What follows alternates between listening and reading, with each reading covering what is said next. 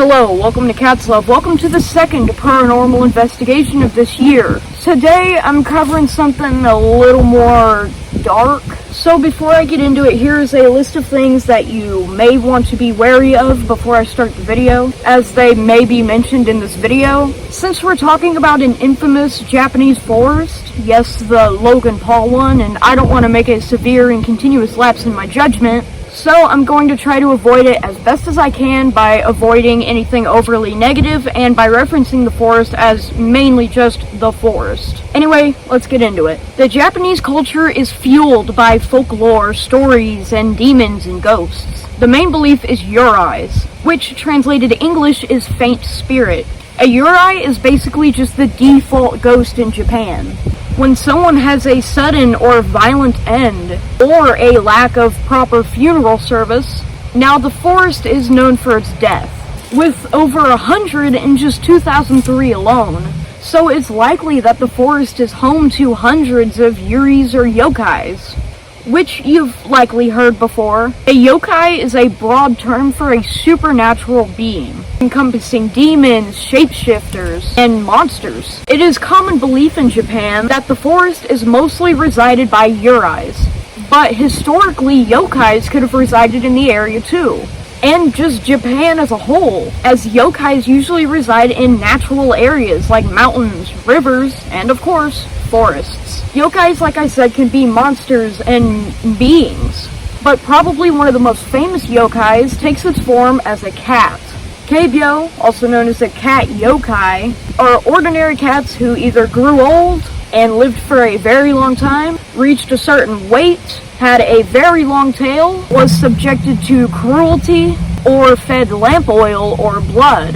The two most common cat yokais are Bakaneko and Nekomata. Let's start by talking about Bakaneko. The Bakaneko, also known as the Changed Cat, is a malevolent spirit who's known for its supernatural powers, being able to shapeshift and transform into even humans.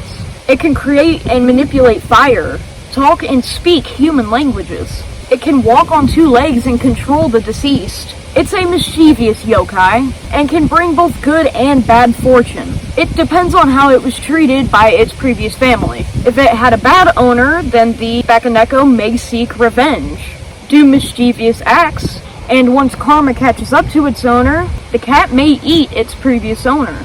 But if it had a good owner, it could grant good fortune, protect the family, and overall better things than being eaten.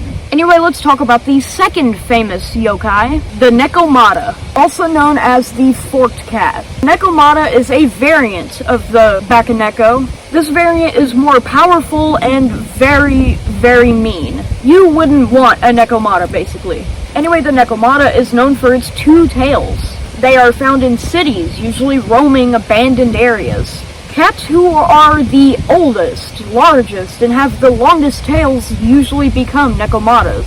They can walk on two legs and speak. They can manipulate fire, and in fact can create extensive fires that can kill many and destroy large portions of land. Nekomatas can puppeteer the dead, and capture people and use them, and even blackmail them. The most dangerous and powerful usually reside deep in the mountains. And where does this forest lie? On the base of Mount Fuji, the tallest mountain in Japan. And what do Nekomatas eat? Well, bears, dogs, and of course, humans. Now let's quickly talk about some other cat yokai that are less familiar. Of course, we have the Maneki Neko, also known as Lucky Cats. I've talked about them in a previous video. Basically, they are figurines that can grant whoever owns them good luck. Next is the Kasha, a type of yoki that is a cat monster that will steal corpses from graveyards, and they feed on fresh human corpses. They are accompanied by fire and lightning, and they usually appear during storms or at night. They live among people disguised as stray cats, and reveal who they are during funeral services where they usually steal the body in the coffin. Kashas are believed to be servants of evil, given tasks to take the corpses of malicious people out of the coffins and take them to where they reside, down under. And sometimes they'll just steal corpses to either puppeteer or eat them. Historically, people of Japan have always been afraid of demon cats. The Kasha is basically just the epiphany of a bunch of folklore. that consists of not letting a cat near corpses. Or if a cat jumps over the coffin, the person in the coffin will rise. Now, I would like to add that some people in Japan have become so superstitious that they'll cut the ends of their cat's tails so they can't grow long when they get older and become yokais. But how does this all tie to the forest? Well, like I said, yokais usually reside in areas like the forest. And usually, yureis will be the first to thought when thinking of this place and its folklore, but with the low animal population, it's easier to think that it makes more room for these supernatural beings to reside. But anyway, thanks for tuning in. I'm not Japanese and this isn't my culture, so I'm not as educated. So if I got any pronunciations or just any information blatantly wrong, this is my apology now. Anyways, the next paranormal investigation will be out on Halloween.